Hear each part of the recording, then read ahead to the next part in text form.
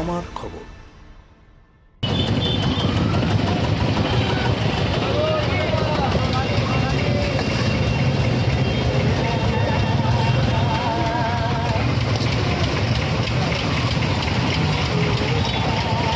রামপুরহাট শহরে ট্রাফিক ব্যবস্থা ভেঙে পড়েছে। ক্ষোভ প্রকাশ করলেন খোদ রাজ্য বিধানসভার ডেপুটি স্পিকার তথা রামপুরহাটের বিধায়ক আশিস বন্দ্যোপাধ্যায়।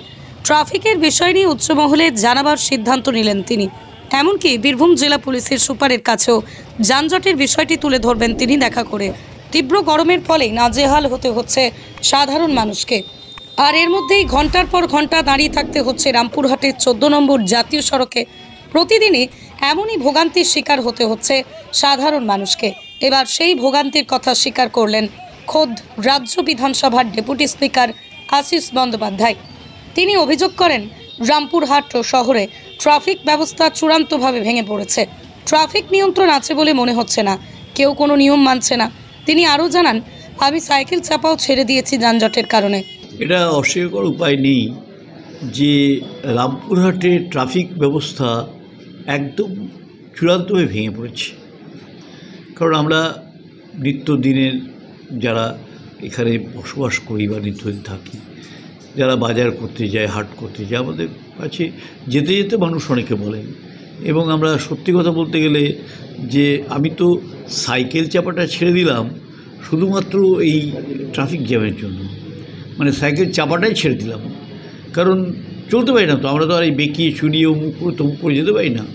তো সাইবার ট্রাফিক জ্যামের বিষয়টা নিয়ে আমি কিন্তু এবার মানে আমাদের যে উচ্চ মহল তাতে সেখানেও যাব।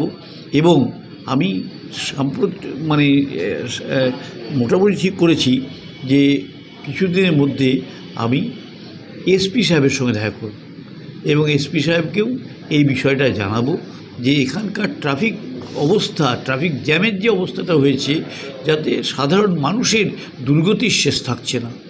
কারণ মানুষ বাজার করতে যেতে পারছে না, হাট করতে যেতে পারছে না, রাস্তায় দাঁড়াতে পারছে না।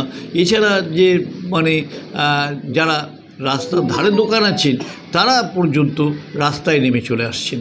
তাই এই সমস্ত বিষয়গুলো যাদের দেখার কথা তারা যদি না দেখেন তাহলে খুব মুশকিল হবে।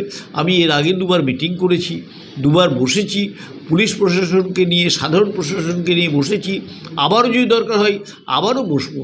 কিন্তু আমি এসপি সাহেবের সঙ্গে দেখা করে এই বিষয়টা আমি পরিষ্কারভাবে বলবো যে এটাতে আপনি একটু উদ্যোগ গ্রহণ করুন।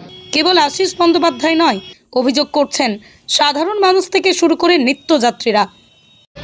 কত জ্যাম দেখছেন? প্রচুর জ্যাম। হ্যাঁ। কতক্ষণ ধরে দাঁড়িয়ে আছেন? আধ ঘন্টা। কি বলবেন যে হাসপাতালের সামনে এত জ্যাম, এত সময় লাগছে? হ্যাঁ। ট্রাফিক কোনো নেই? কোনো ট্রাফিক নেই এখন, কোনো ট্রাফিক নেই। এর ফলে কি সমস্যা হচ্ছে? কেননা আমাদের হয়রানি হচ্ছে, আমরা এই রোডে দাঁড়িয়ে আছি, আধ ঘন্টা থেকে বাস আসে না, কিছু আসছে না। আধ ঘন্টা থেকে দাঁড়িয়ে আছেন? হ্যাঁ, এর সমস্যা।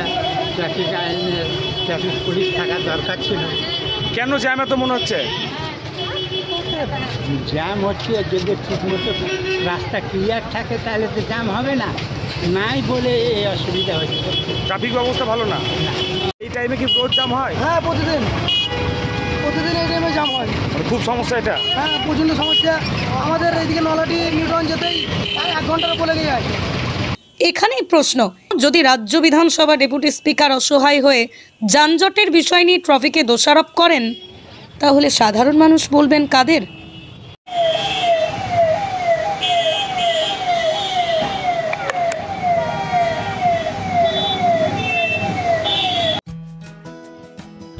বাসন্তী দেবী গাঙ্গুলি ফাউন্ডেশনের বৃদ্ধাবাস সেবা করাটাই মূল উদ্দেশ্য আমাদের।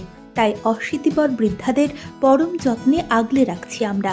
ঠিকানা Kalikapur colony, ward number 22, Bolpur. সাক্ষাৎ ও পরিদর্শনের সময় সকাল 10টা থেকে দুপুর 1টা পর্যন্ত। বিস্তারিত জানতে 7064728820 এই নম্বরে যোগাযোগ করুন। দেখতে চোখ রাখুন আমাদের ফেসবুক ও ইউটিউব চ্যানেলে।